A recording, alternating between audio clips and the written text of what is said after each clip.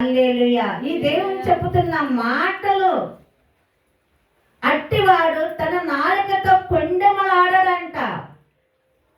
నాలుకతో కొండెములాడడు, కానీ నాలుకతో ఎన్నో అబద్ధాలు లేచిన కాడ నుంచి కొండెములు ఆ ఇంటి మీద, ఈ ఇంటికి, ఈ ఇంటి మీద, ఆ ఇంటికి, ఆ రోడ్డు మీదకి, ఈ రోడ్డు మీదకి మనం లేచిన కాడ నుంచి ఇదే మనం సంపాదించేది. ఏంటంటే క్రైస్తవైన వారు మనం బాప్టిసాలు పొందుతాం, జ్ఞానస్థానం తీసుకుంటాం, నిజమే మనం ఆయన బల్లారాధన అంటాం, ఆయన ప్రభు రక్తం అంటాం, ఆయన మరి ప్రభు రక్తము దివ్య భోజనం అని మనం ఆయన పాలు భగస్తులు అనుకుంటాం. కానీ చూడు, కొండెములాడుచున్నవాడు అట్టివాడు ఎన్నటికీ దేవుడికి ఇష్టమైన వాడు కాదు.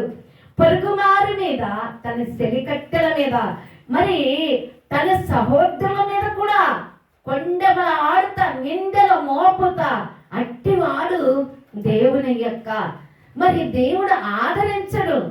చదువమ్మా. అతని దృష్టికి నీచుడు అసహ్యుడు. చూడండి, అతని దృష్టికి, దేవుని దృష్టికి నీచుడు, అసహ్యుడు దేవుడికి. చూడండి, ఎన్నో మనం కొండాలు నిందలు మోపుతాం, వాళ్ళు ఎట్ట అనుకుంటాం, వీళ్ళు ఎట్ట అనుకుంటాము. దేవుని బిడ్డలారా, మనదేందో మనం చూసుకుంటే తేటగా మన ఇంటిలో నాగపడి ఉంటుంది. నువ్వు నిజంగా చూసుకుంటే మన ఇంటిలో అగపడి ఉంటుంది. నిజంగా మన ఇంటిలో నా స్థితి ఏంటిది, నా బిడ్డల స్థితి ఏంటిది. ఈరోజు మనము మంచిగానే ఉన్నామని మనం అనుకుంటాం.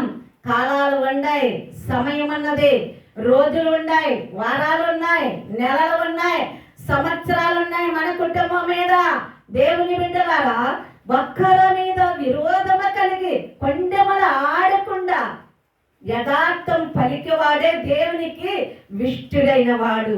చూడు, కొండెములాడి మరి అనేకమైన మాటలు మనం మాట్లాడినప్పుడు, పొరుగువారి మీద మనం నిందలు మోపినప్పుడు దేవుడే అతని దృష్టికి, దేవుని దృష్టికి అసహ్యుడు, నీచుడు అని కూడా చెబుతున్నాడు ఇక్కడ. నా దృష్టికి నీచుడివి, నా దృష్టికి నువ్వు అసహ్యుడు, నాకు నువ్వు పనికిరావిక. దేవుని బిడ్డలారా, ఇది దేవుడు మనతో మాట ఇస్తున్నాడు. నీచుడిగా మనం బ్రతుకుదామా? అసహ్యుడుగా దేవుడు నెట్టివేయబడిన వారిగా ఉందావా? కానీ నీ మీద మోపారనుకో, దేవుని బిడ్డలారా, దేవునికి సమర్పించుకుందాం. మన మీద మోపిన ప్రతి నింద, ప్రతి అవమానమని దేవుని ముందు పెట్టు.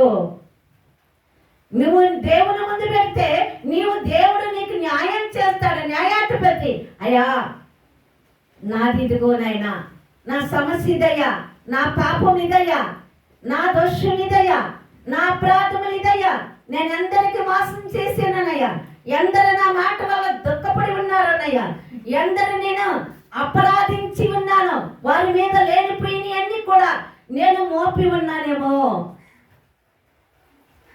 అయితే నా మీద అయ్యా నీవు నాకు న్యాయం చెయ్యి, నన్ను క్షమించమని ఆయన ముందు పెట్టు. నువ్వు పోవాల్సిన అవసరం లేదు, వాడి మీదకి యుద్ధానికి పోవాల్సిన అవసరం లేదు, వారి మీదకి నువ్వు పోయి మాట్లాడాల్సిన అవసరం లేదు, నువ్వు కర్ర తీసుకొని పోవాల్సిన అవసరం లేదు, నోరుని తీసుకొని వారి యొక్క మార్గానికి వెళ్ళాల్సిన మార్గం లేదు. చూడు, దేవుడు ఇక్కడ స్పష్టంగా చెప్తున్నాడు, మనతో మాట్లాడుతున్నాడు.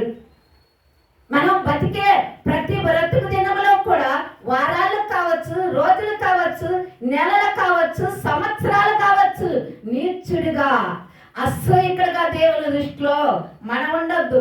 మన ప్రజల్లో కూడా, మన ఇంటి అందున, మన పొరుగు వారందున, మన ఇరుగు వారందున, గ్రామంలో అసహ్యులని వారు అనుచున్నప్పటికైనా దేవుని దృష్టికి మనం నీతిమంతులుగానే కలిగి ఉండాలి.